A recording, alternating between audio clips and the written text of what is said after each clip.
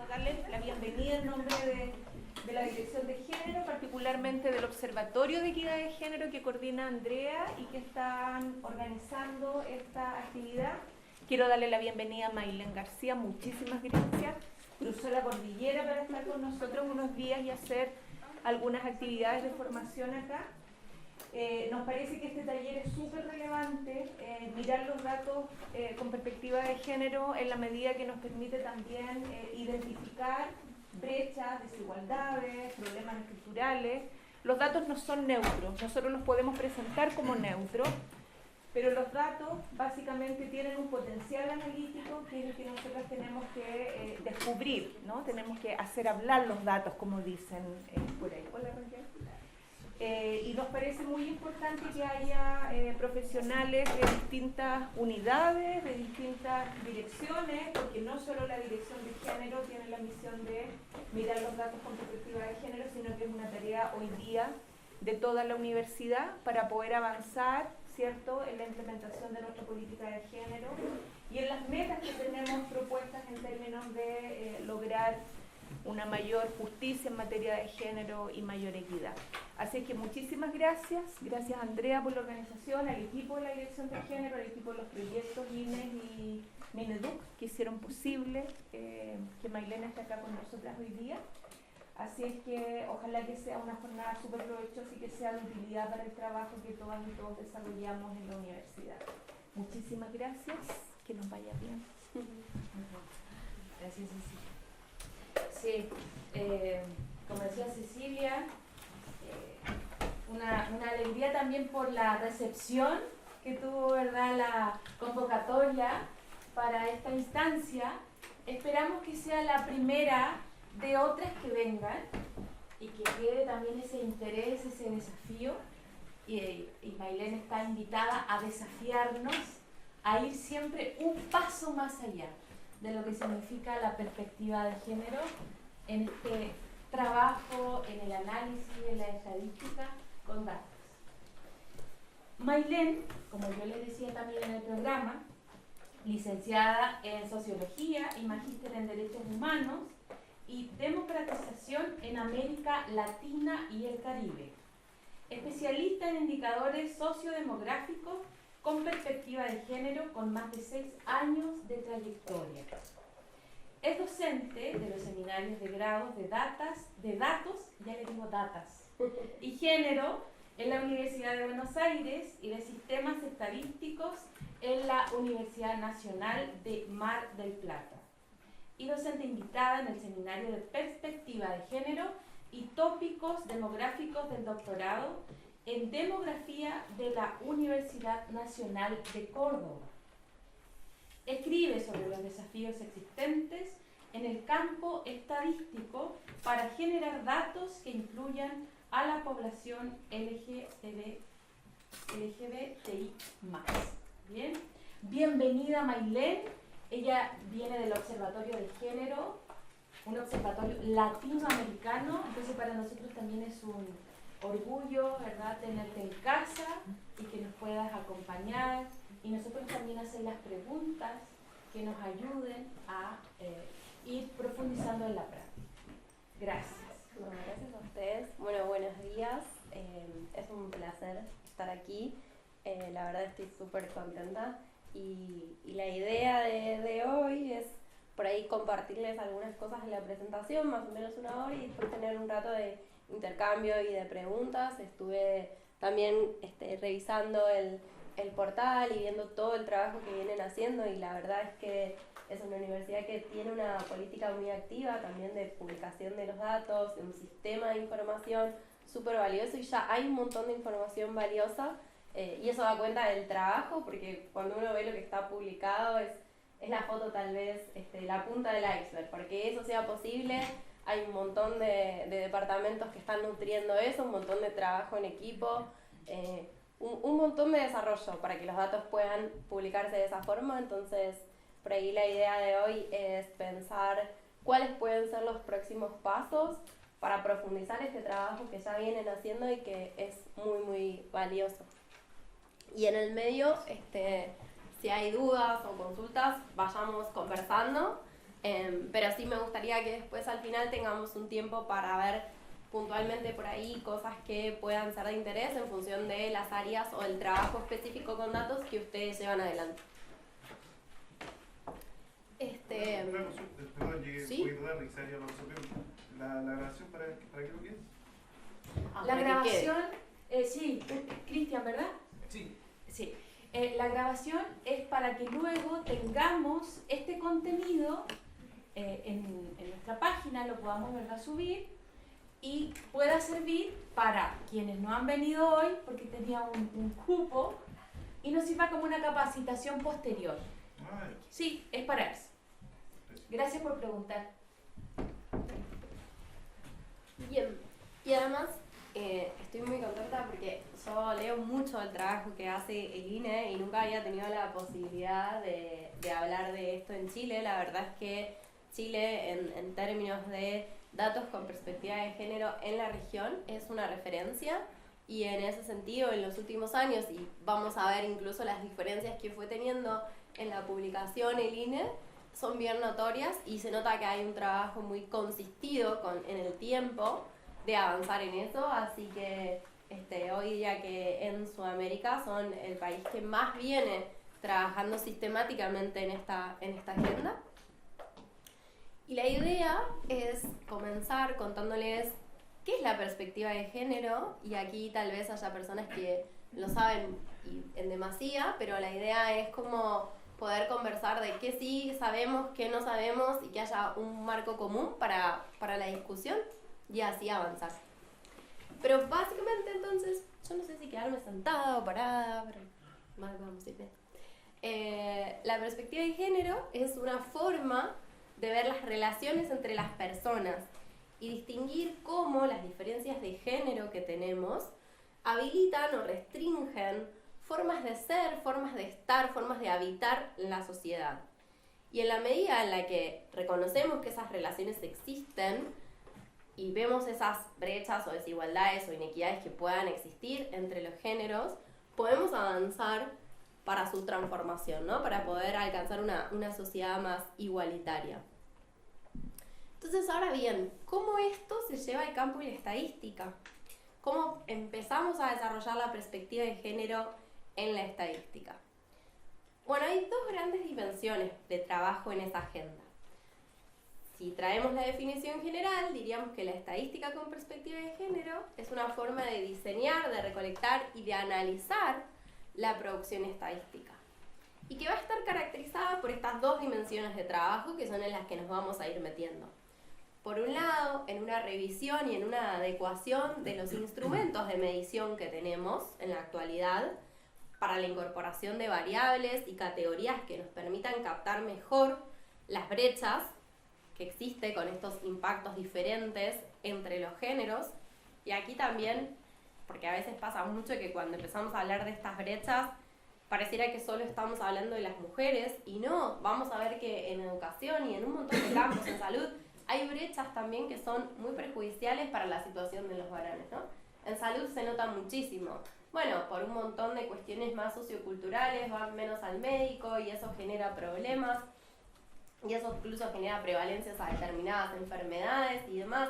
Entonces, mirar las brechas y hacer el comparado de los efectos que puedan tener los géneros frente a un fenómeno nos va a ayudar a reconocer desigualdades en la sociedad. En un punto hay más desigualdades sistémicas, diríamos, hacia las mujeres, pero hay focos específicos en donde esa desigualdad se nota muy claramente más en los varones.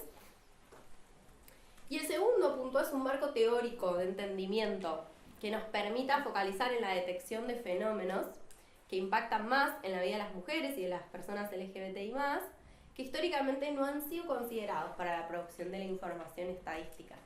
Y acá es donde viene el mayor desafío, porque muchas veces de lo que se trata es de empezar a construir nuevos datos que surgen de hacernos preguntas que hasta entonces no nos habíamos hecho. Y un ejemplo de la economía muy sencillo en esto sería, por ejemplo, cuántos países vienen avanzando en la medición del Producto Bruto Interno, del PIB, que incorpore al sector de cuidados en la economía, que históricamente no se contó. Entonces, por ejemplo, Colombia ha hecho un trabajo enorme para descubrir que de hecho es el principal sector de la economía. Y ahí es importante empezar a pensar por fuera, tener este marco teórico que nos deje preguntarnos qué cosas no estábamos viendo, qué cosas no pensábamos hasta entonces, porque todos somos hijos de nuestro tiempo también, que nos permitan detectar otros fenómenos y contarlos sobre todo, porque lo que no podemos contar es muy difícil que podamos generar acciones para transformarlo. ¿Vamos bien hasta aquí? ¿Alguien tiene algún comentario, alguna duda? Bien. Y la idea ahora, en este ratito de la presentación, es compartirles dos cuestiones. ¿Cómo construimos o cómo llegamos al concepto de perspectiva de género hoy en la estadística y qué se viene discutiendo en la región y cuáles han sido los nuevos lineamientos de CEPAL en esa materia? Y después el concepto de interseccionalidad, que también está siendo muy trabajado, y aquí diría que puntualmente, más que nada desde Colombia, a nivel estadística, para pensar que no se trata solo de género, sino que vamos a ver desigualdades en conjunto entre el género y la etnia, el género y la discapacidad, el género y la territorialidad de donde vivimos, ¿no? Entonces, ¿cómo podemos conjugarlo a la hora de construir indicadores desde esta perspectiva? Bien, las estadísticas de género surgieron a principios de los años 80 dentro de un marco muy propuesto sobre todo por ONU dentro del Sistema Universal de Protección de los Derechos Humanos, a partir de la conferencia que se habla de los derechos de las mujeres, que es la primera, la CEDAW de 1979, y a partir de eso empieza a haber toda una serie de recomendaciones y trabajo conjunto con los países que suscriben esta convención para empezar a generar datos de género. Si bien los censos de algunos países ya tenían algo de información, no se la trataba de una forma sistémica y no se la consideraba o no se analizaban muchos fenómenos desde el género como una variable explicativa. Entonces, ese paradigma que empieza en los años 80, que para los 90 se profundiza bastante, propiciaba esta distinción entre los sexos, ¿no? Siempre todas las estadísticas eran varones y mujeres, y estaba muy centrada en tratar de medir brechas, básicamente. Esas brechas primero se arrancó por lo económico y después se fue llegando a otras brechas. Piensen que incluso las mediciones en torno a la violencia no eran comunes. La mayoría de los países va a empezar a tener datos y a tener incluso leyes en torno a la violencia doméstica o en torno a la violencia luego hacia las mujeres, casi bastante entrado el siglo XXI y en varios países en el siglo XXI. Entonces, este paradigma se va desarrollando lento, pero piensen en las brechas y piensen en esos tradicionales análisis, tratando de ver quiénes trabajan, quiénes no, y algunas desigualdades bastante genéricas. Y el paradigma de la perspectiva de género comienza a surgir y a profundizarse ya en la segunda década del siglo XXI. A partir del 2015 uno empieza a encontrar varios países y cierta preocupación por parte de los organismos internacionales de esta transformación. Y el punto principal, y esto seguramente a ustedes les ha pasado en algún momento de sus trabajos con datos, es que empiezan a darse cuenta que ese indicador que se tenía era bastante deficitario para contestar otras cosas. Entonces de repente pasaba que con, no sé, la brecha de la tasa de actividad, la gente quería saber por qué las mujeres no trabajaban tanto. Bueno, el indicador era muy sencillo y simplemente mostraba una comparativa para poder explicar más. Y eso era un problema. Entonces este enfoque lo que empieza a decir es, hay que transformar el proceso estadístico y hay que pensar la perspectiva de género en todo el proceso estadístico. Este es un cuadrito que tiene el INEGI, que vendría a ser el INE, pero de México.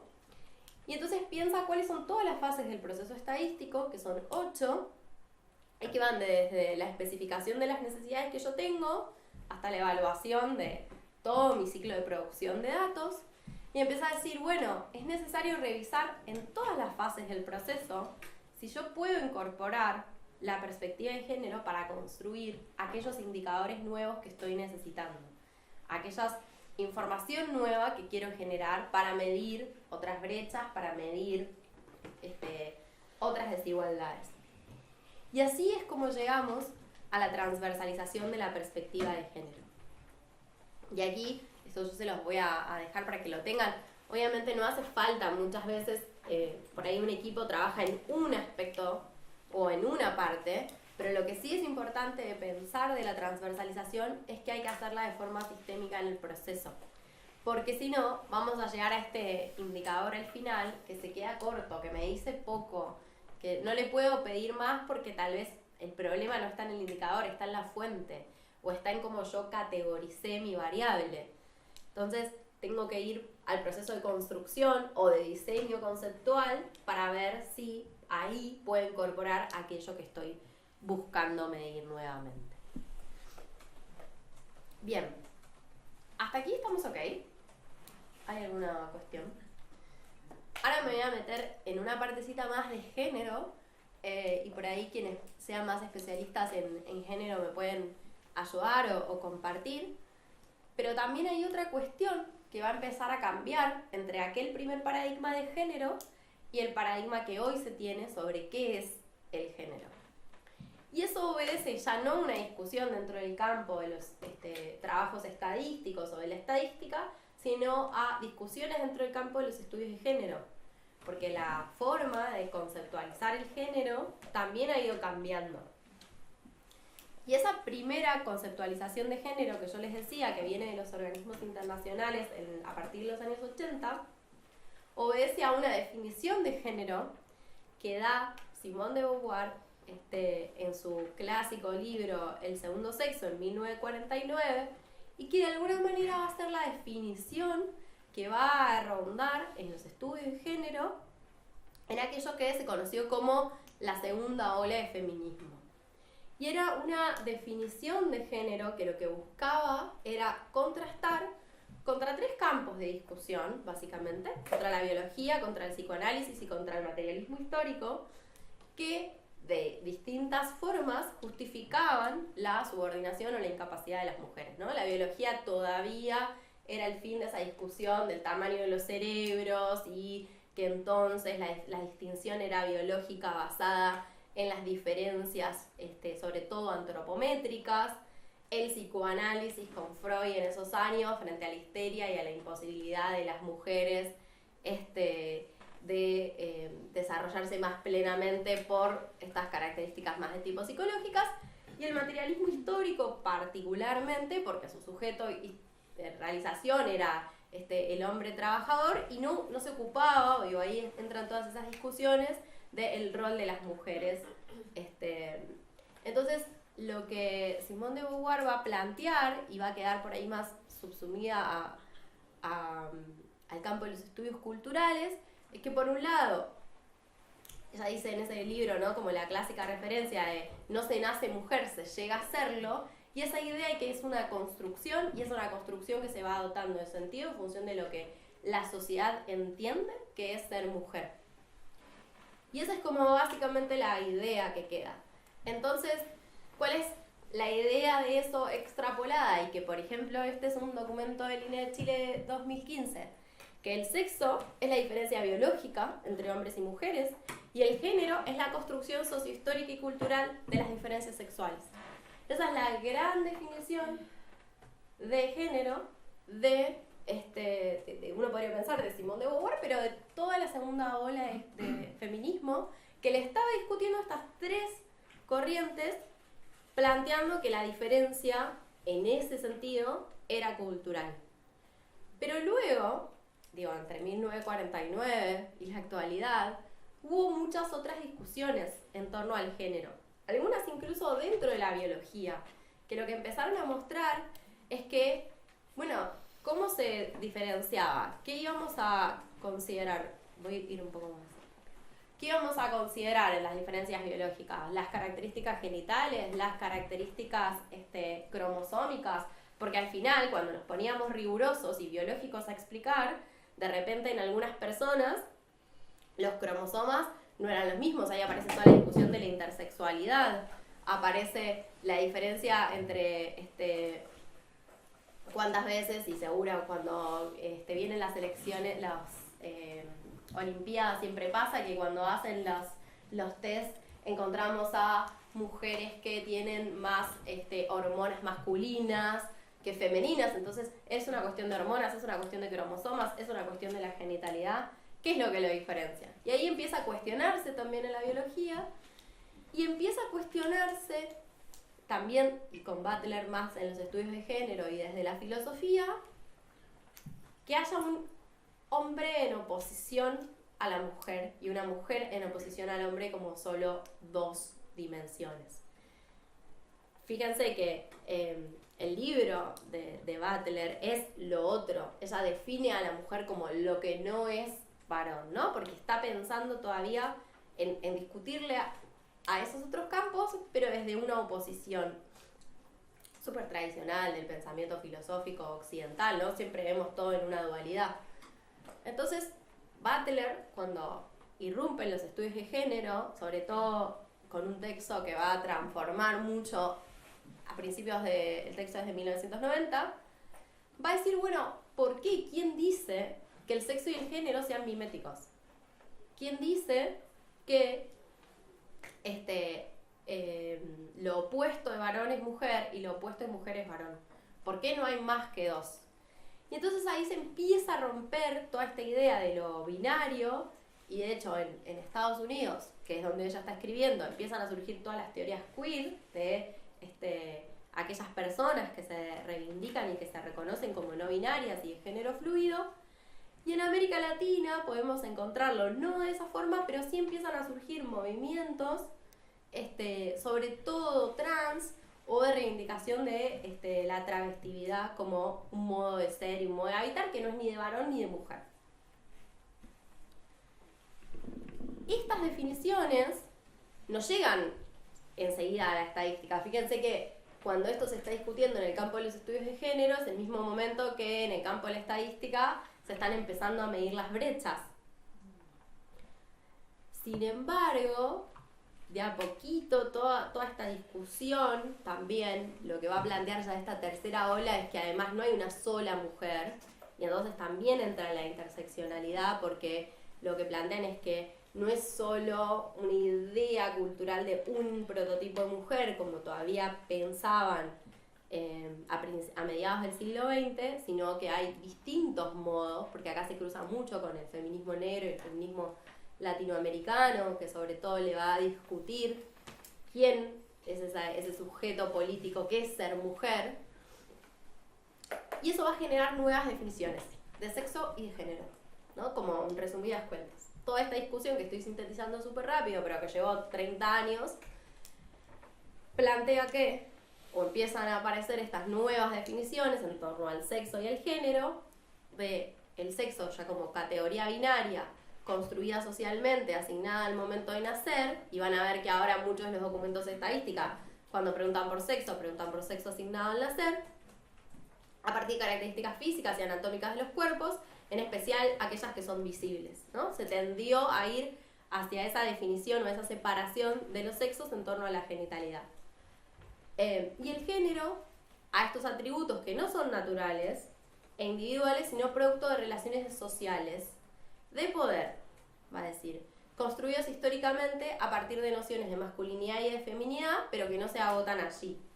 ¿Por qué sigue siendo? Bueno, porque en realidad casi todo sigue siendo masculino o femenino, pero no es excluyente, ¿no? O sea, seguimos formando y seguimos en una enorme mayoría encontrándonos dentro de las masculinidades o las feminidades, pero también empezamos a reconocer que hay otros modos de construir nuestros géneros. Y fíjense que esto, que parecía muy complejo, además, cómo lo llevamos a categorizar, cómo lo llevamos a la estadística, empieza a aparecer en los documentos de estadística, pero fíjense que es muy, muy, muy reciente. En el 2022, el INE saca un documento para estandarizar las preguntas de medición del sexo, el género y la orientación sexual dirigidos a encuestas de hogares y el censo para la medición de la población en Chile. Y tiene dos cosas importantes y muy transformadoras hasta entonces de parte de los institutos de estadística. El primero es que aquí el párrafo que traigo, sé que es mucho texto, cita a una parte de una de las sentencias de la Comisión Interamericana de Derechos Humanos, en la que la Comisión insta a que las estadísticas también revelen patrones de violencia sobre la comunidad LGBTI y empiecen a trabajar en esa línea de producción estadística. Es una sentencia del año 2015. Entonces, reconociendo que eso es una necesidad y reconociendo también algunas citas que vienen también de ONU o de ACNUD, empieza a plantear que es necesario dar una respuesta a nivel estatal. Y entonces va a establecer una nueva distinción entre sexo y género. Y va a plantear, en este marco conceptual, que es el que ahora utiliza, que sexo y género son dos conceptos interrelacionados y que con frecuencia son utilizados indistintamente a pesar de que presentan diferencias.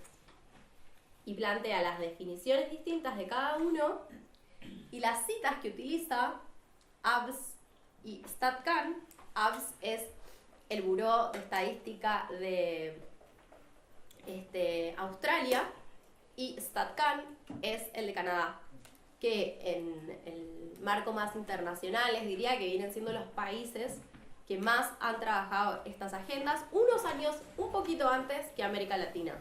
Pero esta es una agenda muy reciente y de mucha discusión todavía, en la que vamos a encontrar países como Australia, Canadá, Chile, Colombia, México, avanzando bastante en las definiciones y las conceptualizaciones. Entonces, ¿qué es lo que más me interesaba o me importaba que vieran de esto? Por un lado, que estamos avanzando en algo que se está haciendo ahora. Entonces, hay un montón de caminos, se puede seguir profundizando, pero es un camino que es muy reciente.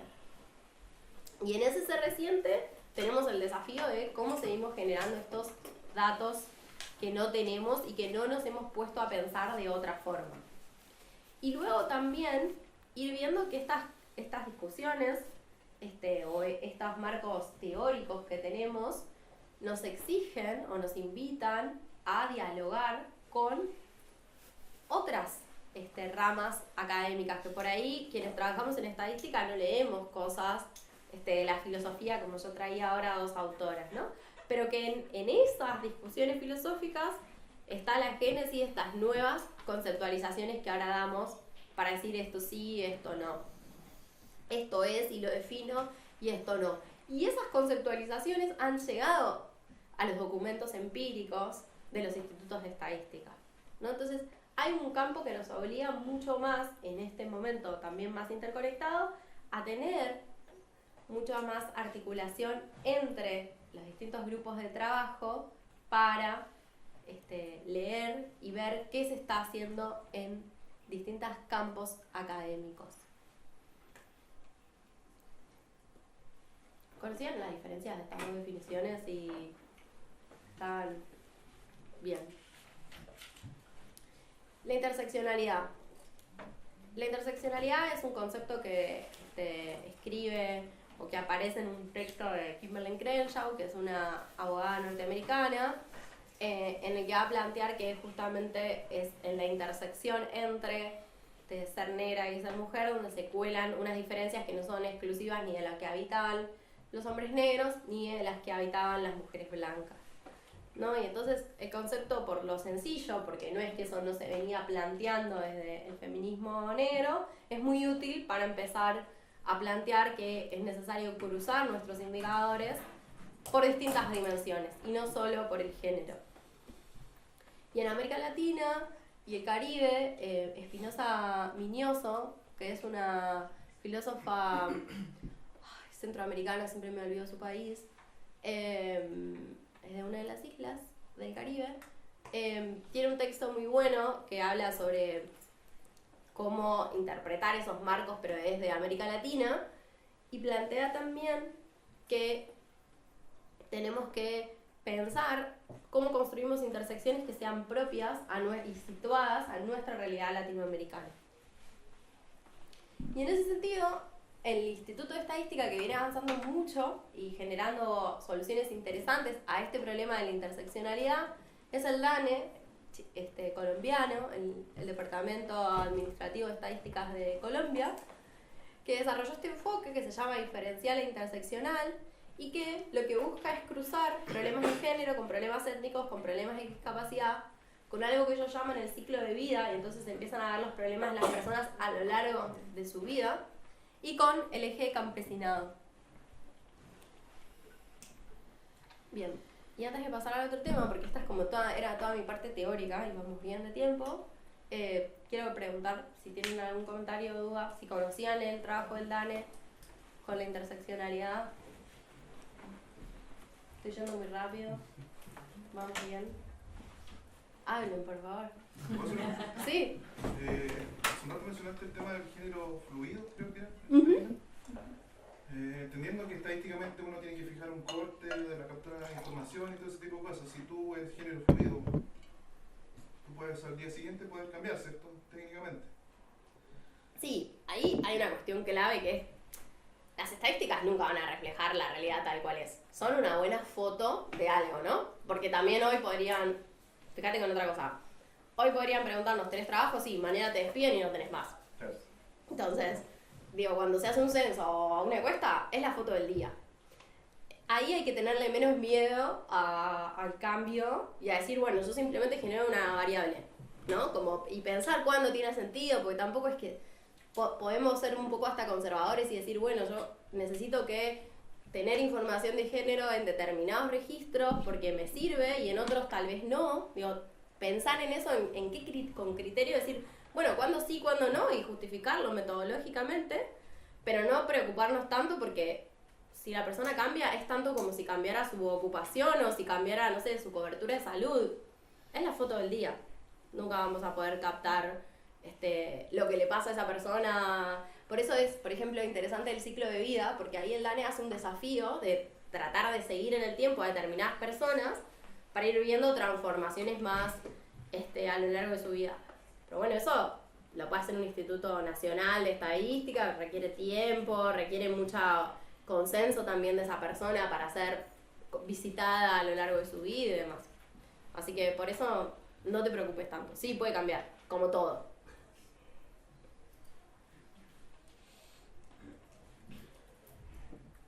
¿Alguna otra? Bien.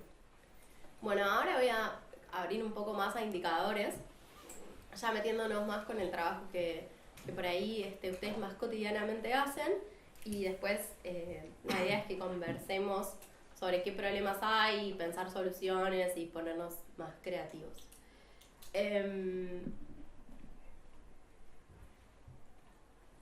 Dos cosas también. El marco conceptual y el marco de referencia cuando pensamos indicadores, y ahora les explico qué son, y después yendo concretamente más al trabajo y cómo los construimos y cómo podemos verlo. Marco conceptual y marco de referencia, ¿qué es? Es básicamente de dónde nos basamos para crearlos, hacia quiénes vamos a remitir cuando armamos lo que nosotros definimos como algo. Acá vale todo, no solo las cuestiones de género, de repente cómo vamos a conceptualizar juventud, cómo vamos a conceptualizar diferentes variables y que operacionalizamos, que responden a conceptos que vienen de algún campo teórico, que vienen de, no sé, preguntar, por ejemplo, no sé, empleo tal como lo pregunta el INE, ¿no? ¿Qué traemos a nuestro sistema y que necesitamos definir y conceptualizar porque en ello nos estamos basando? En general, los marcos conceptuales, por ejemplo, en sistemas de indicadores a nivel gobierno, suelen basarse en CEPAL, porque CEPAL tiene un marco regional en el que, discutido o no, por ejemplo, ha clasificado a las autonomías económica, física y de toma de decisiones como un gran paraguas, y entonces para generar comparabilidad a la región, la mayoría de los sistemas de indicadores gubernamentales toman el marco de la CEPAL. Entonces, o la agenda global que se corresponda, ¿no? Como, bueno, sobre quiénes me monto y sobre quiénes me anclo para definirlo de esa manera. Seguramente aquí con temas más universitarios, bueno, el área gubernamental específica que define determinadas variables dentro de, no sé, quiénes van a ser alumnos activos o algunas cuestiones que generen más ruido, donde yo tomo una definición más arriba. Y después en eso busco mis referencias internacionales si me sirven y mis referencias nacionales. Indicadores, específicamente. Un indicador de género es una medida que señala el estado o nivel de una brecha entre varones y mujeres, o varones, mujeres y personas LGBTI, si lo logro construir, en un momento en el tiempo, expresando en particular las desigualdades que resultan de la diferencia sexual o de género, con interés en aquellas que reflejen situaciones evitables o injustas, ¿no? O sea, quiero tratar de construirlo para mostrar una brecha que existe. Si yo tengo un indicador que muestra que no hay ninguna brecha, tal vez me es muy útil como indicador de control para decir, acá no tengo un problema. Y entonces en un documento teórico que yo disponibilizo, digo, bueno, cuando mío este fenómeno y lo controlo por el género, no tengo ningún efecto, ¿no? No sé, una pavada que voy a decir, pero en una época trabajaba con la Junta de Seguridad del Transporte en Argentina que medía diferencias y no hay diferencia entre varones y mujeres que se pongan o no el cinto. Bueno, no lo sumes como un indicador, o sea, podés escribirlo en el documento donde no lo hay. Ahora, hay otros problemas en el manejo que sí ameritan que sea una brecha que hay que mostrar y sobre la que hay que trabajar en política pública en este caso. Pero si el indicador me da que ahí no tengo un problema, lo puedo usar en un documento para decir, en esto no tengo problema. Trato en general de mostrar aquellos indicadores donde sí tengo algo para trabajar. Salvo que, digamos, no, políticamente a mí me sirva mostrar que en esto estoy bien. Uno puede pensar hasta 2 tableros en donde muestro dónde tengo desafíos a seguir trabajando y dónde tengo resultados o fenómenos en los que no hay desigualdad de género. Entonces, ¿qué buscan hacer los indicadores de género y cómo se conceptualizan? Los indicadores de género se basan en conceptos y en definiciones que reflejan adecuadamente la diversidad de mujeres, varones, y en este caso yo lo traigo de un trabajo que hicimos donde incluíamos a las personas no binarias en las definiciones.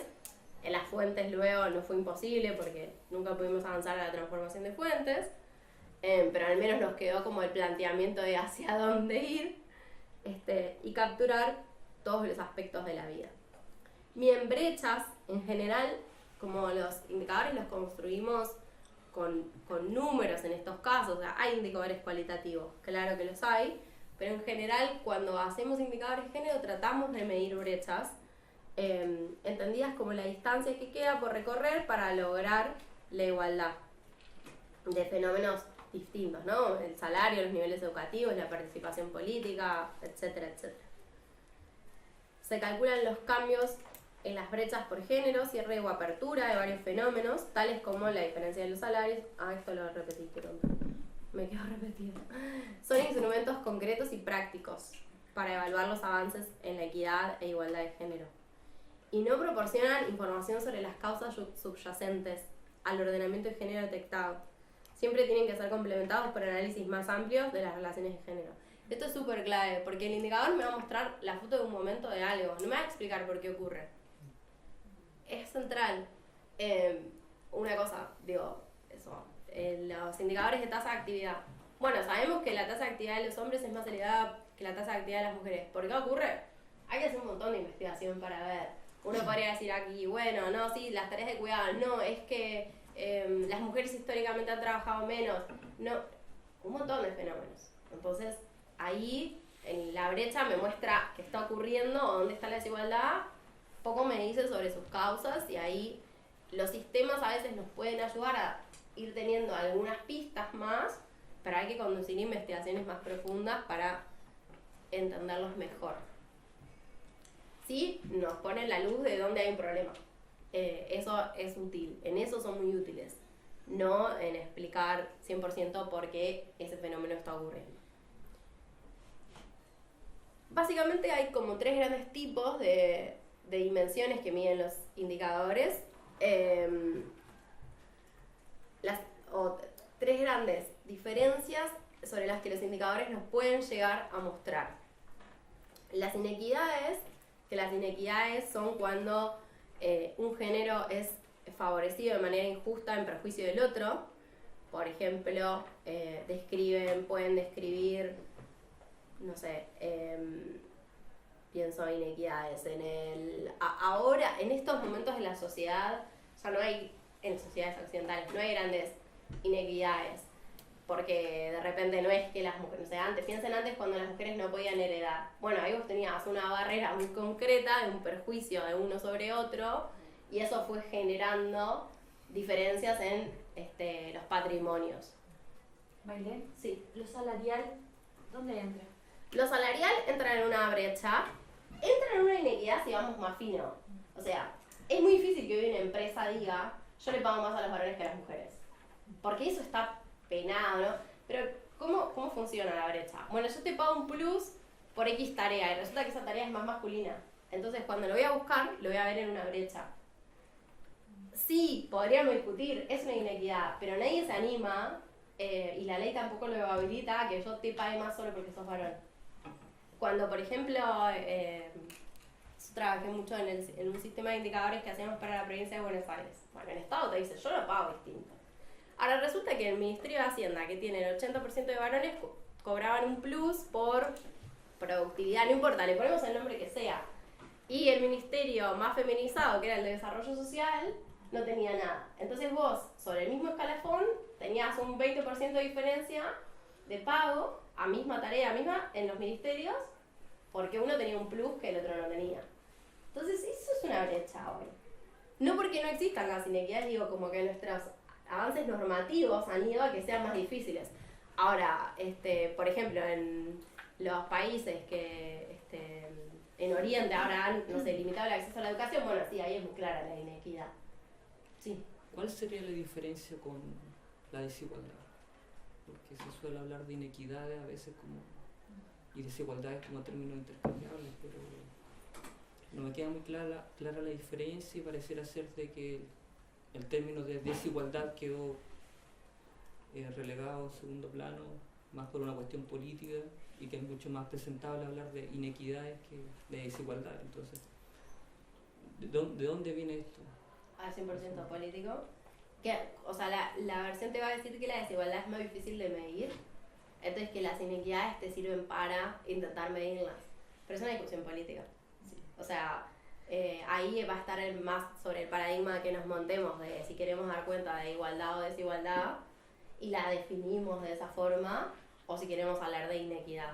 En general, como toda esta parte de la estadística viene muy de la mano de discusiones de los organismos internacionales que han procurado generar consensos entre los países, y hay países mucho menos proclives a ciertas discusiones más profundas políticamente, se ha popularizado más pensarlo en términos de inequidades. Sí, porque me da la impresión que esto viene del Banco Mundial, como empoderamiento, inequidad, pero... Exacto. Ahí, y para mí algo central en esto, independientemente del concepto, justamente por eso yo les decía, es clave ir al marco conceptual, porque el marco conceptual me va a decir hasta dónde uno tira el acuerdo, desde dónde se está anclando para dar cierta discusión o no. Pero después, yo también ahí diría mucho creatividad al poder. Muchas veces vamos a tener que justificarlo dentro de estos marcos, porque no vamos a poder avanzar más de lo que nos gustaría, pero ahí la discusión está en qué indicador vas a considerar. Ahí la discusión pasa como al plano de qué voy a construir, y dónde voy a poner el foco y dónde no. Y yendo a eso, miren, me dejaste justo para que les muestre, y se los voy a mostrar con otros ejemplos, pero acá creo que está la clave de los puntos que pueden seguir profundizando. Voy a usar 2 ejemplos argentinos, así no hay problemas de país. Además el mío ahora está para pegarle, así que hay que aprovechar. Pero miren.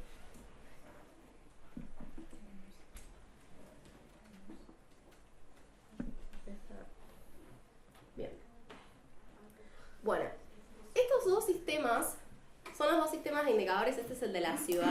Aires y este es el de la provincia de Buenos Aires.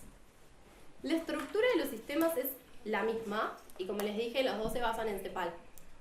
Indicadores sociodemográficos tienen las 3 autonomías que determina la CEPAL y de la ciudad se llama indicadores de gestión y la provincia de Buenos Aires tiene el demográfico, que es lo mismo, económica, física y toma de decisiones, no le puso autonomía pero son las 3 y en vez de ponerle indicadores de gestión le puso estado, pero apuntan a lo mismo.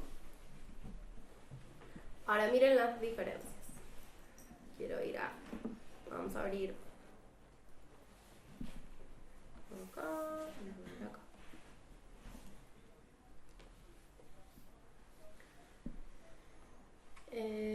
Por ejemplo, este es uno muy fácil. Porcentaje de mujeres de 50 a 70 años que se han realizado una mamografía en los últimos 2 años. Bueno, te dice que el 84% de las mujeres residentes en la ciudad de Buenos Aires se han realizado mamografías en los últimos 2 años. O papas Nicolau, ¿no? Coberturas muy altas. Ahora cuando yo vengo acá, que me encuentro otros indicadores dentro de la misma estructura,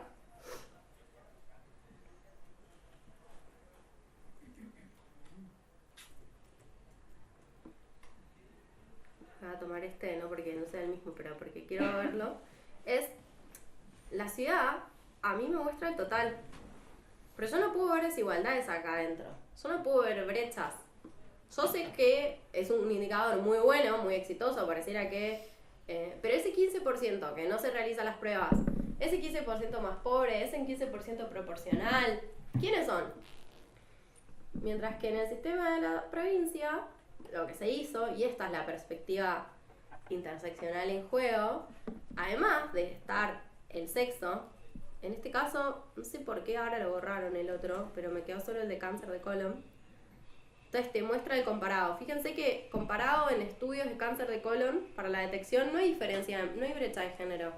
Varones y mujeres parecen ser bastante poco proclives a hacerse el estudio, pero justo este que va para los dos no da mucha diferencia.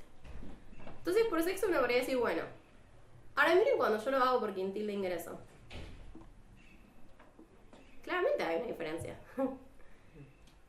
Miren el quintil de ingreso, los quintiles más pobres, solamente el 24% de las mujeres, mientras que cuando vea el quintil más alto, el 43%. Y fíjense, además, por ejemplo, si yo lo hago por máximo nivel educativo, también hay una brecha. O si yo lo abro por cobertura de salud, fíjense las personas que acceden a la salud privada en la Argentina versus la gente que accede a la salud pública solamente. Entonces, ¿cómo podemos discutir dentro de muchos de estos marcos? Con los datos que mostramos.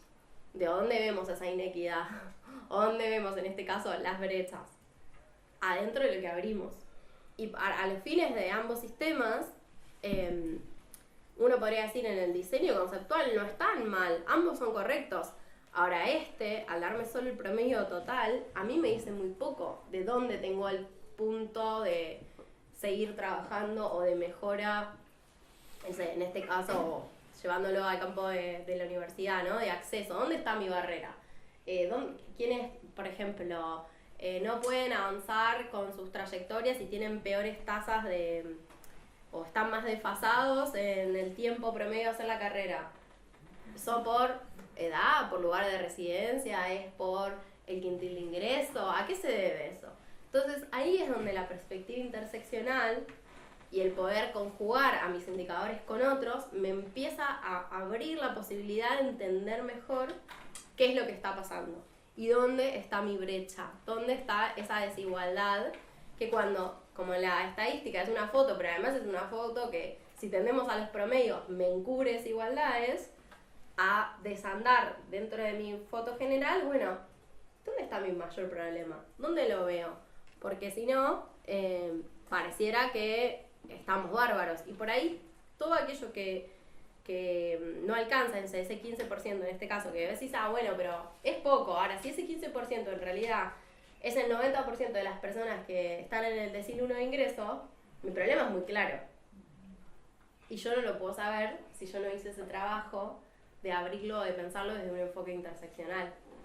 Y es el mayor riesgo que tenemos cuando solo nos quedamos con los promedios o nos quedamos con la foto más grande.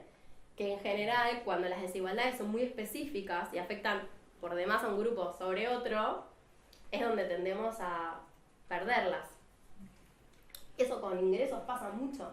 Cuando la brecha de ingresos entre varones y mujeres es muy alta, si yo saco el promedio general de ingresos, digo, estoy bárbaro. Ahora resulta que cuando lo abro en muchos casos por género, sobre todo en los sectores altamente productivos de la economía, la brecha es bastante grande. Pero si yo fui el promedio me lo cubrió el fenómeno. Bueno, y con eso, o con esto, estoy para como dar pie a la conversación y a que me cuenten de dónde piensan que se puede transversalizar, cómo empezar a verlo en sus áreas de trabajo o las preguntas que tengan sobre esto.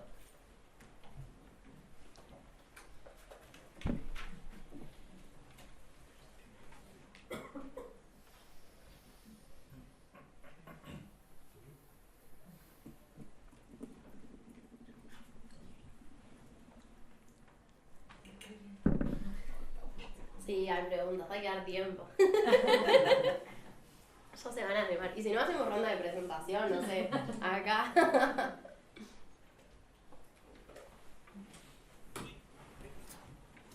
Sí, yo creo que el desafío más grande es cómo incorporar la interseccionalidad, ¿no? En los indicadores que tengo, porque la universidad tiene muchos abiertos por género, pero está solo por género. Entonces, ¿qué otras cosas se pueden empezar a pensar dentro del trabajo que hacen para ver dónde puede haber o dónde los datos nos pueden ayudar a iluminarnos para ver que haya alguna otra desigualdad específica, que tal vez es la conjunción entre el género y la edad, entre el género y la etnia, o no sé, la migración hacia la ciudad, y de repente quienes residen en la ciudad tienen más estrategias de permanencia o mejores que quienes migran para estudiar.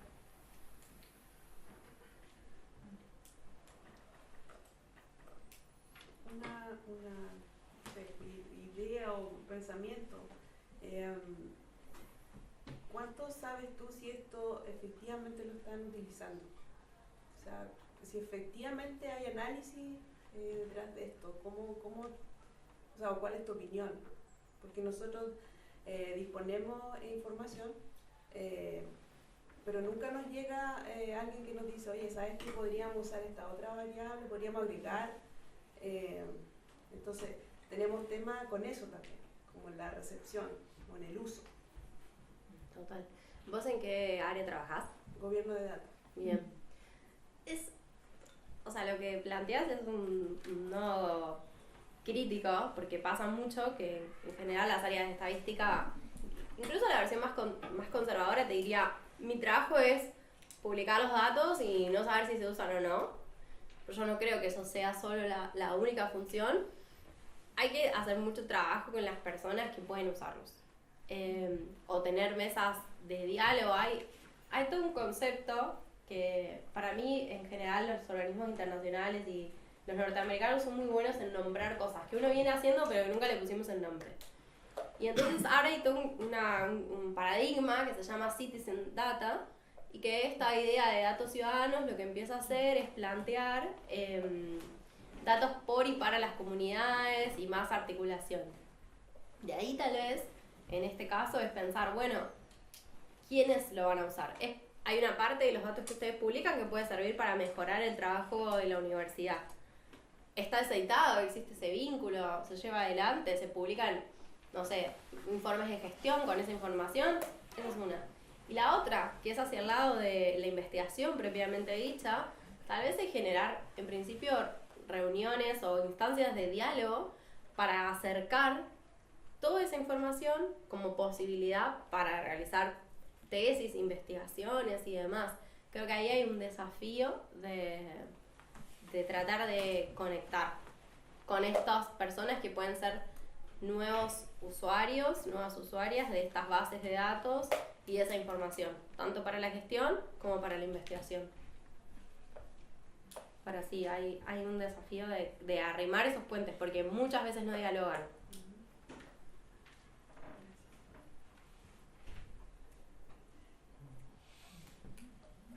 Sí, en la misma línea de eso, porque bueno, no sé si conoces la encuesta de caracterización socioeconómica acá de Chile.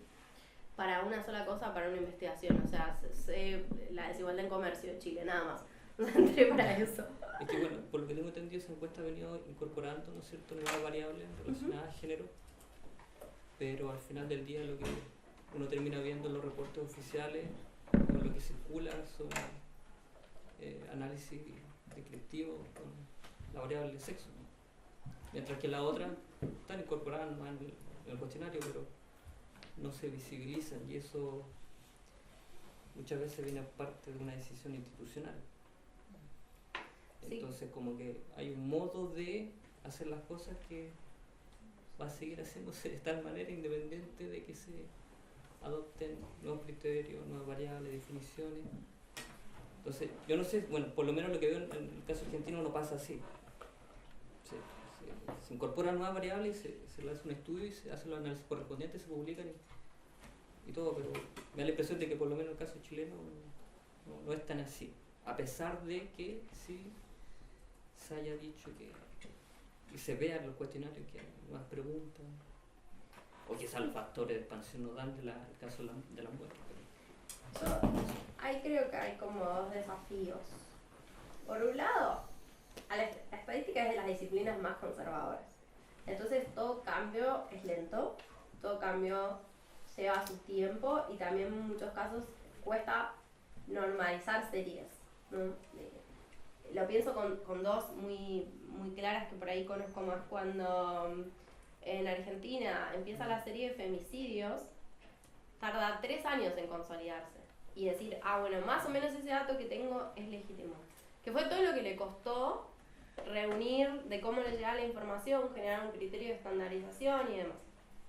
Cuando yo empiezo a cambiar cómo, por ejemplo, preguntar el género a nivel país, bueno, me voy a encontrar con, tengo que hacer primero la población tiene que estar dispuesta a contestarme de esa forma, ¿no? Y yo tengo que generar un mecanismo en el que se sienta cómodo o seguro, porque algo que fue muy discutido. En general en los censos contesta uno por el grupo familiar. Entonces, muchos países lo que hicieron fue decir, en el censo no lo voy a preguntar, porque contesta uno por el grupo, y yo no quiero exponer a esas personas, y lo voy a cambiar en las encuestas, en las que yo, cuando pregunto, contesta la persona, y no contesta por otros. Digo, decisiones que cada país fue pensando, discutiendo y demás. Chile fue más proclive a eso, a decir, bueno, yo se lo pregunto de forma individual y no lo pregunto de forma colectiva. ¿Cómo lo voy a preguntar? ¿Existe una confianza de las personas o de esos grupos en responder? Por ejemplo, Colombia cuando hizo toda la parte más de etnia, hizo un enorme trabajo de primero previo con las comunidades, en donde eran las personas de esas comunidades las que se constituían como encuestadores para luego poder que esos datos estuvieran de calidad, porque la gente no confiaba en el Estado y no le iba a dar esa información. Entonces, esa es otra cosa súper importante. Y una vez que poner que hicimos todo eso y tengo datos confiables, después está la oportunidad política, porque todo esto al final sí es político, y el Estado, en este caso, publica lo que quiere o lo que no quiere. Y entonces, de repente, si uno quiere saber algo más, tiene que saber usar las bases o saber hacer determinados cálculos y operaciones estadísticas, y otras no. Entonces ahí llega la última parte, que es la decisión del instituto más política de qué va a publicar y qué no va a publicar, qué va a decir y qué no va a decir. Sea bien porque hace un apartado al final incluso más cualitativo que dice, bueno, no sé, solamente tengo el 4% de mi población LGBTI con estas características, o no lo hace. Pero eso es un poco la discusión, y te diría que no es el único. La ciudad de Buenos Aires tiene en su encuesta, que es como la de empleo, hace 7 años que pregunta por identidad de género y no lo publica. Tenés que irlo a buscar a sus descriptivos, porque no, después se sigue publicando todo de forma varón-mujer. Y es la única provincia, en ese caso, o sea, ciudad autónoma no, pero la única jurisdicción subnacional de Argentina que lo hace. Todas las demás no lo hacen. O sea, la provincia tuvo la declaración, nada, lo puso hermoso en el texto, nunca lo fue a medir. O sea, nunca desarrolló el instrumento de medición. Entonces, yo diría que igual, como no dejamos de ser países latinoamericanos, nos falta coherencia entre lo teórico y lo empírico que hacemos. Y va dependiendo a veces de la oportunidad del gobierno o de quienes están en las direcciones técnicas de los organismos de avanzar o no avanzar. Yo tengo una pregunta y quizás lo comentaste, tuve que salir un momento. No hay problema. Y se trata de la clasificación de la brecha de género. He leído una clasificación que hacen en relación a los temas de feminización y masculinización, por ejemplo, de las carreras. Un autor que yo creo que lo voy a decir muy mal, que es como Popolopus o algo así, que hace una clasificación en relación a los porcentajes de la brecha en relación a alta, media, moderada, qué sé yo. ¿Existe algún parámetro? Yo sé que es bien difícil quizás tener un estándar dado la diversidad de datos que se levantan, pero ¿existe algún estándar o algo que permita en el fondo establecer que hay ciertos porcentajes de las brechas de género que se pueden ir clasificando en el fondo de acuerdo a ciertos tramos de que es no sé, algo más estandarizado para... Es una excelente pregunta. No lo sé, o sea, lo voy a investigar. En educación no conozco, pero la verdad es que no conozco, tal vez sí hay. Perdón, te lo digo porque este autor hace esta clasificación de acuerdo a estos tramos y en una conversación en relación a datos de feminización y masculinizaciones de carreras acá en la universidad, decíamos, esto nos queda corto porque de verdad deberíamos concentrarnos, la brecha alta son aquellas carreras que tienen estos porcentajes que están sobre el 70%, donde la posibilidad de poder mover ese número es dificilísima. No sé, la carrera de párvulo, que el 99% son mujeres, versus una técnica donde la concentración masculina es también casi al 100%. Entonces desde ahí nos surge esto de, quizás no es esta clasificación, hagamos la nuestra, para hacer esta determinación de la brecha de género. La verdad que así como conceptualizaciones por cantidad de brecha, o sea, por tamaño de la brecha no conozco. Creo que se pueden construir, o sea, tal vez sí exista algún parámetro, pero también si a ustedes les es útil y les sirve para pensar algún tipo de programa o demás, armar una especie de scoring de la brecha, pueden avanzar en eso y tenerlas. Y también creo que ahí hay un desafío además de armar esa scoring, que sería en un punto sencillo, es tal vez la barrera está antes de llegar a la universidad, ¿no? Como yo creo que los datos de STEM últimamente, a pesar de que hay cada vez más programas para adolescencias, eso, por lo menos en Argentina en los últimos 10 años, no se mueve. O sea, al ingreso al final sigue siendo igual, por más de que ahora hay incluso más organizaciones, alguna que otra política hubo. Entonces, como, bueno, tal vez, digo para no frustrarse, tal vez la universidad pueda trabajar una vez que ingresaron en que no dejen o como pero no en el ingreso, porque tal vez lo que hace que eso ocurra es previo a la instancia de lo que la universidad puede hacer, o la universidad puede llegar a pensar algún programa de vinculación, de pregrado, diálogo, focalizando en algunas de esas carreras, pero lo que sí, no sé en Chile realmente, eso es para investigar, pero lo que sí sé de Argentina es que en los últimos 10 años 1% cambió y ha habido programas y políticas. Entonces ahí hay algo que hay que investigar mejor porque el fenómeno es más profundo y probablemente incluso ocurra ya antes de la escuela secundaria. O sea, hay algo sobre la generalización del trabajo y la generalización de la vivencia que empieza a tornar muy claro el rol de los hombres y de las mujeres a la hora después de elegir sus proyectos de formación universitarios.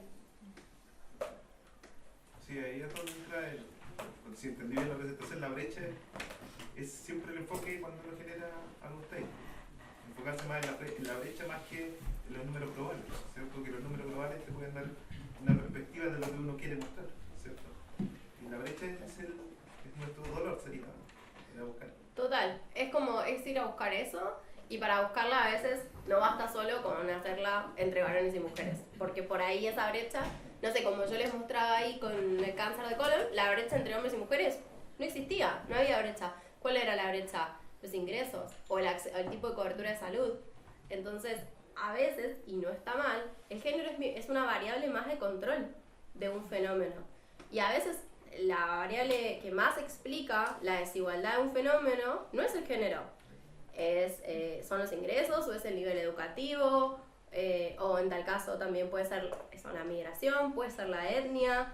Yo tengo que poder ver todo eso y entender que a veces el género afecta y distorsiona y me explica, a veces no me afecta en nada y es otra la dimensión del problema, y a veces es el género con otra, en la conjunción con otra dimensión más. Pero ahí diría que como incluso una mentalidad hasta más estadística, muchas veces piénsenlo como una variable de control y controlen en sus desarrollos género, edad, digo, pensar ahí sí qué puede estar afectando mi fenómeno, ingresos, nivel educativo, etnia, y controlen los efectos. Claro, porque por ejemplo, si uno hablara de aprobación acá en la universidad, la variable sexo, hombre, mujer solamente, las mujeres siempre tienen mejor aprobación que el hombre. Entonces la brecha sería por qué el hombre está rindiendo tan mal académicamente, ¿cierto? Sí. O también, y ahí de nuevo apelo a la creatividad, después miraría rápidamente tasas de empleabilidad. Muchas veces los hombres no terminan las carreras, pero igual entran al mercado laboral súper bien y no tienen ningún problema, mientras las mujeres la terminaron y después no entran al mercado laboral o entran al mercado laboral subalternizadas. Entonces ahí, por ejemplo, muchas veces, un argumento conservador, siempre es a las mujeres les falta formación. No les falta formación. Hay otros problemas en el mercado de trabajo que son los que en realidad terminan operando en detrimento de las mujeres. Entonces ahí es donde, digo, a veces hay que ver de la parte que uno le toca, como en esto, graduación, efectivamente, los varones. Y esos varones que están aprobando, o sea, no terminan, de repente eso, ¿están empleados? ¿Se fueron porque se fueron a otra cosa? ¿O desertaron y en realidad no? Sí, tenemos un problema porque tienen peores ocupaciones que las que tendrían si hubieran terminado. Y ahí voy concadenando con otros aspectos que por ahí se salen un poco de lo específico en la universidad, pero bueno, es la vida, ahí es donde la estadística es insuficiente porque uno siempre está mirando un recorte. Para complementar lo que decía el colega, porque estamos ahora con Andrea con el diagnóstico de brechas de género en la universidad, y efectivamente las mujeres tienen una mejor trayectoria que los hombres. Los indicadores que estamos mirando de desempeño académico se titulan antes, qué sé yo, retención. Pero a la hora de hacer doble clic en algunos, por ejemplo, los motivos del por qué renuncian a la carrera o suspenden, ahí empiezan a aparecer, por ejemplo, la variable de los hijos.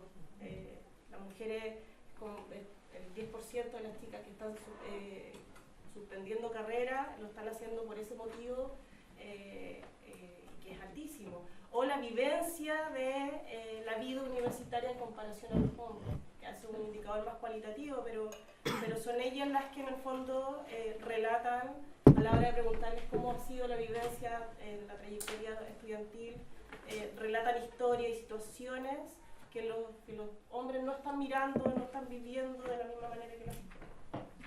Sí. Ahí con las familias es bastante importante y está bueno lo que traes, porque pensar a veces que esos fenómenos o los motivos de deserción van a ser muy distintos, y está bueno poder abrir un poco y explorar dónde hay un problema para el lado de los hombres y para el lado de las mujeres, y sobre cuáles la universidad puede pensar cierta estrategia de retención y sobre cuáles necesita incluso eso, vincularse institucionalmente con alguien o un régimen más amplio, ¿no? Pero sobre el impacto de la maternidad y de la paternidad, no sé si habría que ver en la encuesta de hogares y empleo de Chile si se puede medir, pero por ejemplo en la de Argentina es tan abrumador y claro. Argentina tiene solo 2 días de licencia por paternidad. Entonces, si uno mira las estadísticas sobre el empleo registrado, ni siquiera de toda la base de activos, ni siquiera se lo toman ese código cuando uno va a mirar. Entonces, el impacto de la estadística es igual a 0. O sea, el impacto de la paternidad en la trayectoria laboral de un varón no existe. Mientras que en las mujeres, cuando uno lo reconstruye, sí. Claramente, bueno. Entonces, como a veces por ahí poder conjugarlo con, bueno, tal vez pierdo menos mujeres, ¿no? Digo, en términos comparativos. Ahora esas que pierdo, las perdí por mucho. Y tal vez incluso, no sé, en términos de política universitaria, puedo generar un sistema que me sea más fácil retener o traer de nuevo a los varones, porque es muy posible que mis causas estén mucho más vinculadas a una causa tan estructural como la demanda sobre las familias y particularmente sobre las mujeres que tienen las crianzas. Eso es también interesante de pensar porque muchas veces el mismo fenómeno, el impacto, o sea, el fenómeno es el mismo, dejan. Ahora, las causas son completamente distintas y requieren de abordajes muy distintos. Que va mucho más allá de la universidad, en todo caso. 100%. Sí. Yo he dicho el ejemplo de Padulario, que tiene un ingreso casi del 99%. Yo he citado 100% de mujeres. Es porque culturalmente el hombre no va a estudiar Padulario. Entonces, sería ir en contra de la corriente, si es que incluso matrícula gratis para el hombre, sí que. Total. Por eso a veces también hay iniciativas que fracasan, o digo eso, si abriéramos matrículas gratis no cambiaría nada, porque el problema es antes, o sea, es otro el problema. A veces pasa, también hay mucha desigualdad con, me voy a otro campo que nada que ver, pero está conectado, con los impuestos, ¿no? O sea, ¿qué pasa? De repente las excepciones o las cargas impositivas familiares, no sé, acá en Argentina está el impuesto a la ganancia. Entonces, si vos estás casado, ese impuesto disminuye y demás. Igual, si intentan hacer formas para que las mujeres paguen menos impuestos, en realidad igual fracasan casi todas esas iniciativas. ¿Por qué? Porque mi problema es anterior y es de la organización familiar. Igual la mujer me va a terminar trabajando menos porque es más fácil que ella, que tiene un trabajo peor pago o con menos horas ya, siga por fuera, que aunque el hombre pague o no vea ese beneficio impositivo. Entonces, a veces uno se queda con la solución desde mi plano, no sé, esa es una decisión fiscalista pensada por economistas. Desde una lógica económica 100% efectiva, el problema es que las acciones de las personas no siempre en este caso son económicas. Y eso atiende a muchos campos. A veces, aunque uno piense una medida de acción afirmativa muy concreta, como matrícula gratis, no te va a cambiar, porque hay otros aspectos culturales que son súper fuertes y que siguen operando. Y que la transformación es más a largo plazo o que puede llegar a captar hasta X aspecto que la universidad pueda trabajar y también a veces queremos los resultados inmediatos y en muchos de estos cambios son procesos culturales que llevan más de un tiempo o un periodo de gestión y bueno, nos hemos mal acostumbrado también a querer mucho resultado inmediato y es difícil. Yo tengo... ¿Cuáles son, digamos, para todas las distintas unidades que trabajan con datos en la universidad, pensar cuáles son los mínimos, ¿no? ¿Qué significa un mínimo, ¿verdad?, de la aplicación de la perspectiva de género al mirar los datos, al trabajar con datos? Porque acá, como decíamos, hay distintas unidades, y cada uno seguramente mira un poco, ¿verdad?, los datos que tiene, los análisis que puede alcanzar. ¿Cuáles serían los mínimos? Y hacia dónde quizás serían... Bueno, creo que la interseccionalidad nos desafía bastante lo que significa los datos y cómo estos pueden caminar hacia allá para mostrar más allá de una realidad, digamos, inicial.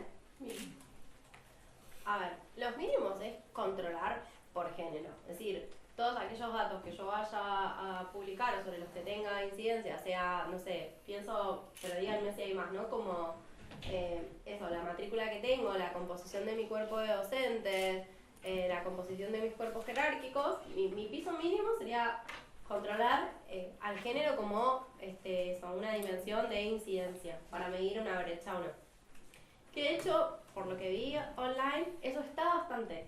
Creo que, no sé si hay algún área, tal vez la haya y no la vi publicada, está, ¿no? Como ese es el piso mínimo. Y creo que el siguiente desafío es, ¿qué otra cosa? ¿Cómo puedo incorporar la interseccionalidad en un fenómeno? ¿Y qué otra cosa no estoy viendo? Y ahí está el desafío de pensar, incluso por ahí entre las unidades, ¿qué otro fenómeno puedo no estar viendo y que tiene un efecto en ese número que construí o que no estoy mirando? O sea, en la deserción, ¿está claro? ¿Tengo buena información sobre los motivos de deserción o no la tengo? Pues, ¿hay alguna otra, no sé, cuestión vinculada, no sé, a, por ejemplo, un ejemplo vinculado, no sé si pasa aquí, pero la universidad asigna presupuestos de investigación, equipos de investigación?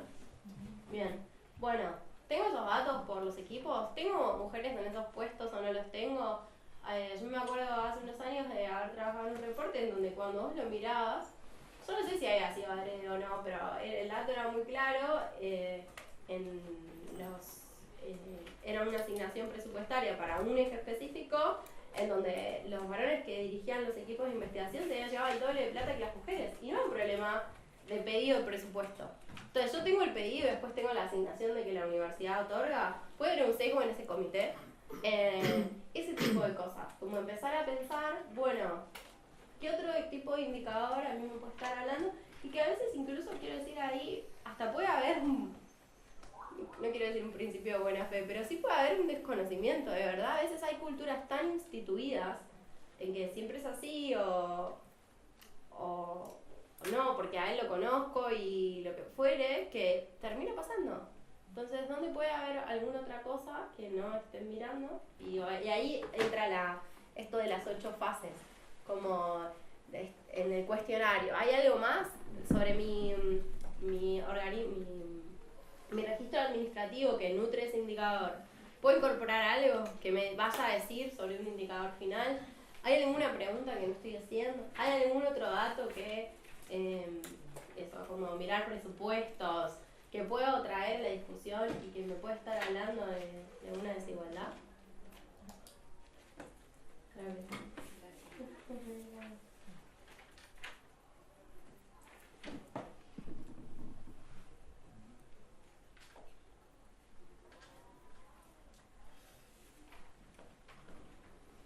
¿Estamos? Para ir un ratito más, ¿alguna otra pregunta? Por aquel sector no ha hablado.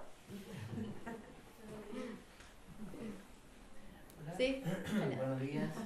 Bueno, mi nombre es Alfredo Valeria, yo soy coordinador de la unidad de estudio y proyecto de la Vicerrectoría de Inclusión y Compromiso Público. Primero agradecer la presentación, lo he encontrado súper interesante, creo que la perspectiva de género es un aspecto no menor que debemos de ir abordando, ir sumando cada vez más. Y también en la lógica de los mínimos que decía Andrea, yo creo que debemos partir primero por los datos que tenemos, ¿ya? Creo que hay que hacer ajustes, si bien hay un porcentaje muy alto en la universidad que aborda, por ejemplo, el sexo, partiendo por el sexo y transitando hacia género, de tener el dato primero. Yo creo que ese es el desafío número uno.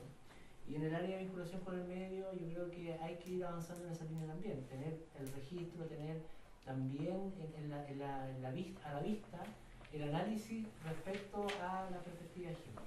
Entonces, consultarte, porque nosotros tenemos indicadores KPI en vinculación con el medio enfocados principalmente a las contribuciones internas y externas que nuestras acciones de vinculación con el medio tienen hacia el entorno, pero también hacia adentro. Bien.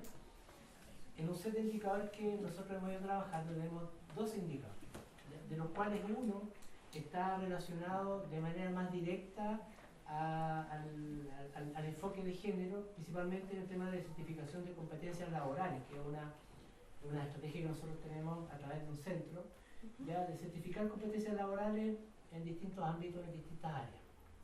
Mi pregunta es, nosotros tenemos un indicador, ¿cómo debería ser, si es que corresponde hacerlo de manera porcentual, de un total de indicadores, uno específico abordar que tenga relación con esto?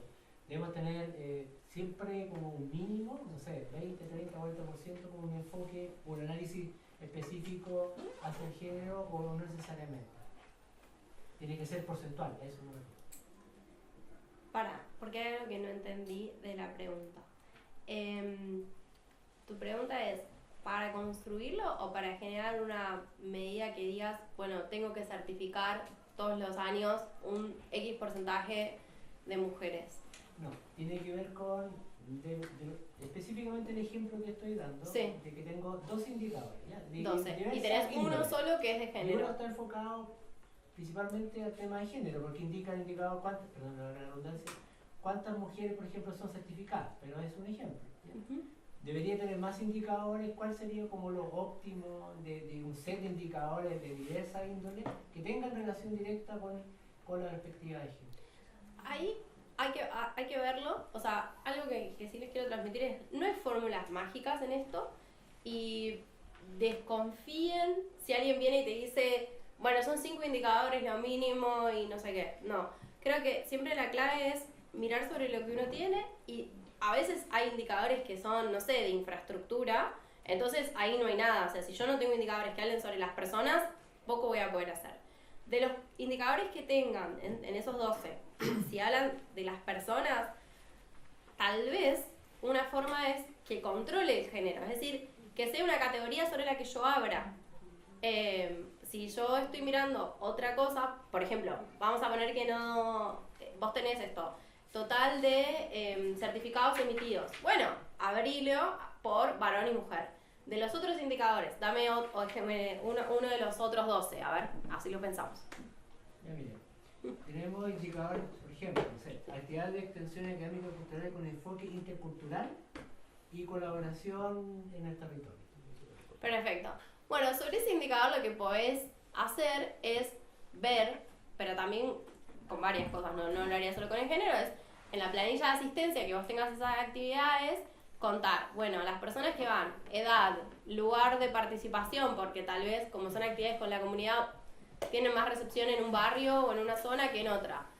O sea, el género ahí para ver quiénes van, quiénes son las personas más impactadas por esas actividades y no solo pensar en la cantidad de actividades. Esa es como la forma de empezar a pensar lo que es quiénes están yendo a ese lugar y tener esa información de, en definitiva, quiénes son las personas destinatarias de esta política, porque tal vez ustedes lo piensan como, no sé, las actividades o tienen una idea de un perfil sobre el que quieren incidir y la realidad es que esos lugares van a otras. Entonces, esa sería una forma. No. Es súper interesante la pregunta de Alfredo porque puede haber una mirada, ¿verdad?, de decir la perspectiva de género al trabajar con datos puede ser así, ¿no? Forma parte de un indicador o lo podemos visualizar en un indicador, pero podemos tener estos 2 indicadores, ¿verdad? Y no puntualmente sea uno, sino como los que están, los otros 11 o la cantidad que sea, nosotros los abrimos para poner este lente y no sea tampoco tan forzado. Exacto. ¿Sí? Y entonces sí también se ve más, digamos, no sé si más, de una manera más natural, y eso nutre mucho más el análisis de la propia, no sé, unidad o vicerrectoría. Porque hasta ahora lo hemos ido o hemos intentado, ¿verdad?, tomar un indicador de género, que está bien, es un camino. Total. Pero hacer esta otra vuelta, que nos dice Maylen, a mí igual me parece súper interesante, porque ya tenemos los indicadores, pero con los que ya tenemos, ¿cómo nos abrimos o cómo incorporamos esta perspectiva? Así que sí, yo agradezco mucho la... Eso es, Andrea, yo creo que tiene que ver con un cambio de enfoque respecto al análisis de los datos. Si lo consideramos como base, la perspectiva de género, claro, tiene una mirada mucho más integral que solamente contemplarlo en uno en específico. Yo creo que por ahí va. Súper. Sí.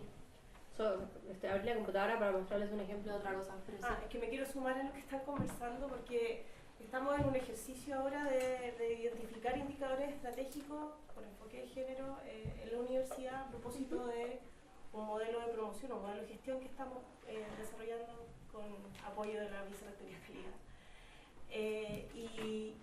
Y a propósito de esta conversa de qué levantar, la decisión es de qué información ir levantando y mostrando también, sumo, lo decían por ahí hace un rato, también son decisiones institucionales y políticas.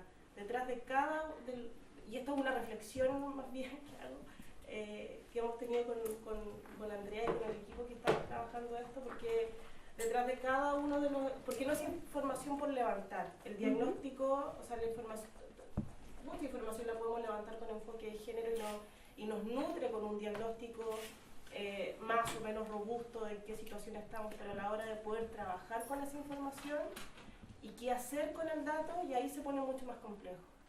Entonces pasamos, el primer ejercicio que nosotros hicimos, levantamos 68 indicadores, y no voy a decir lo que nos dijo la Jocelyn con la cantidad de datos que estábamos levantando, y finalmente ahora estamos con 18, o 19, 18. Y la reflexión y el trabajo y las conversaciones que hemos tenido en un indicador es tremendo. Sí, claro. Porque, no sé, el indicador que hoy día en la universidad hay un 20 y tanto % de las mujeres que desarrollan investigación, en comparación al porcentaje restante de hombres que son 70 y tanto. Para poder mover ese número del 25 a un 26 o un 27%, se requiere generar cambio en un montón de áreas de la universidad, procesos de selección de las docentes, lo que ocurre en las trayectorias laborales, lo que pasa con los temas de conciliación, trabajo y familia. Entonces se nos cruzan un montón de cuestiones para poder mover de un 25 a un 26. Entonces, claro, hay decisiones que están detrás que tuvimos que tomar, de decir estos indicadores de feminización o masculinización de carreras, por ejemplo, que son los que dejamos fuera. No es que no sean importantes de ir mirando, de ir monitoreando, pero hoy día efectivamente no podemos hacer nada con ellos. Porque trabajar con esos indicadores requiere hacer un trabajo de mucho más larga data y no tenemos toda la información y elementos para podernos a trabajar en esa línea hoy día. Total. Ahí hay, por aquí quiero ir y no olvidarme de nada de las cosas que les quiero contar. Hay una dimensión a la hora de pensar un sistema de indicadores o un trabajo o un plan de acción que es eminentemente política.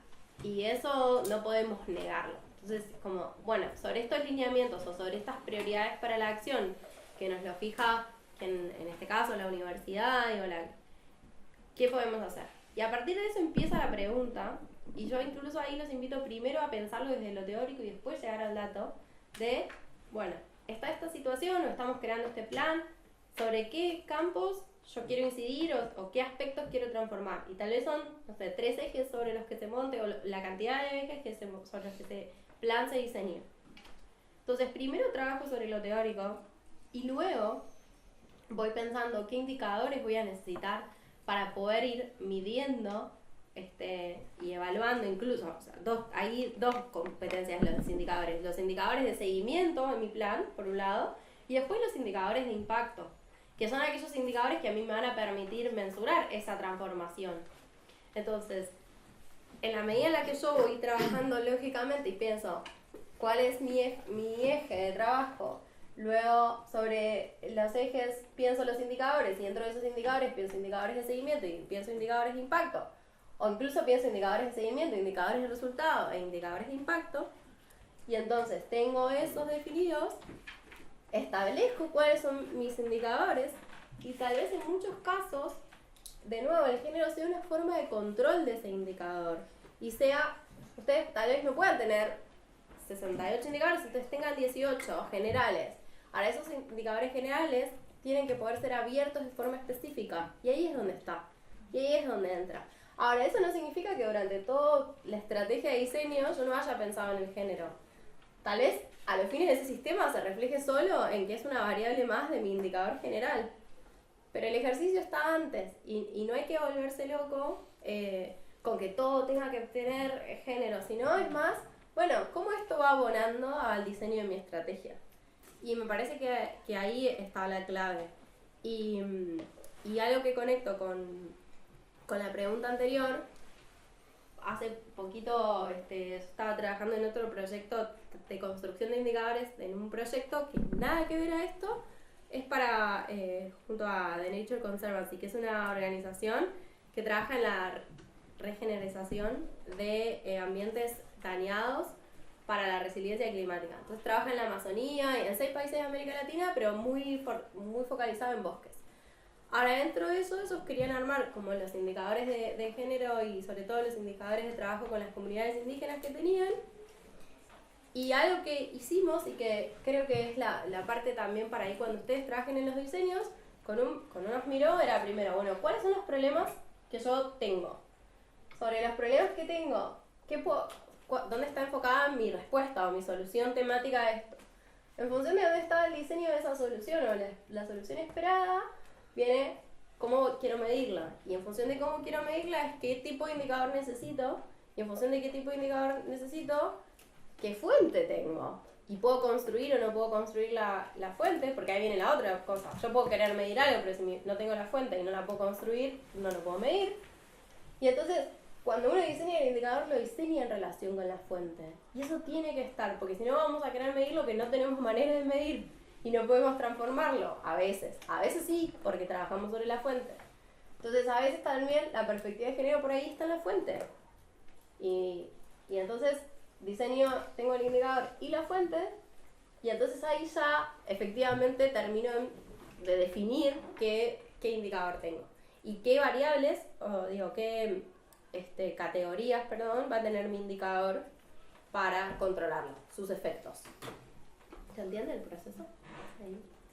Me faltó el pizarrón para escribir, pero creo que eso es un poco como la hoja de ruta.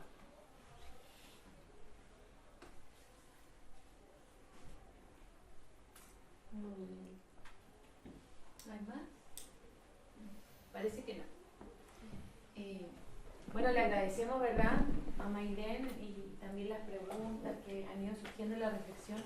Para nosotros es una primera instancia de adentrarnos en lo que significa la perspectiva de género y los datos.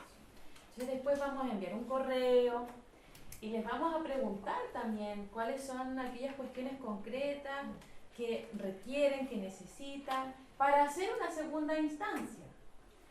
Idealmente. Esta fue la primera oportunidad, entonces yo creo que estamos y vamos a tener otra posibilidad de seguir profundizando y desafiándonos como institución y como unidades. Igual idealmente vernos, ¿verdad? Que eso hace bien para saber en qué está cada uno y cómo nos vamos aportando y quiénes son las personas que están detrás de los datos. Porque detrás de los datos, de los números, hay rostros concretos, experiencias concretas. Y como dice Maylene, los datos son solo una parte de una fotografía, pero hay un universo detrás. Así que muchas gracias, Maylene, muchas gracias también para todos ustedes. Vamos ahora al coffee, hay algo para compartir, ¿verdad? Y después ya hemos culminado. Así que muchas gracias. Gracias.